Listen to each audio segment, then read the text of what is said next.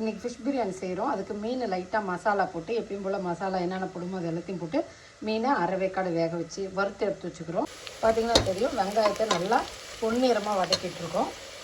வெங்காயத்தை இப்போ பொன்னிறமாக வதக்கிருக்கோம். இதுக்கு தேவையான இஞ்சி பூண்டு பேஸ்ட் கொஞ்சம் போட்டுக்கலாம். போட்டு இதை வதக்கலாம். இஞ்சி பூண்டு பேஸ்ட் போடணுன்னு தக்காளி போட்டு வதக்க போகிறோம். தக்காளி நல்லா நைட்டாக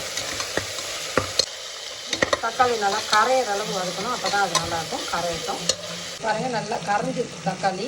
இப்போ வந்து 2 டம்ளர் இல்லை, நான் கொஞ்சம் 2.25 ஊற்றுறேன். ஏன்னா என்னோடய அரிசி ரொம்ப பழசு, அதனால் 2.25 வரைக்கும் தண்ணி ஊற்றுறேன். இது பிரியாணிக்காக மசாலா, பட்டை, கிராம்பு, காஞ்ச மிளகாய் எல்லாத்தையும் போட்டு அரைச்சது. இதையும் அதில் ஊற்றிடலாம். இதில் கொஞ்சோண்டு எலுமிச்சம்பழம் போட்டுக்கலாம்.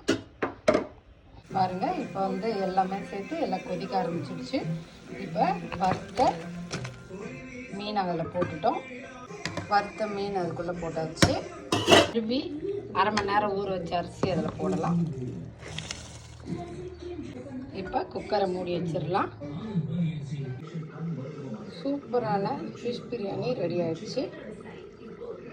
இந்த வீடியோ பிடிச்சிருந்தா லைக் பண்ணுங்கள், ஷேர் பண்ணுங்கள், சப்ஸ்கிரைப் பண்ணுங்கள். நன்றி, வணக்கம்.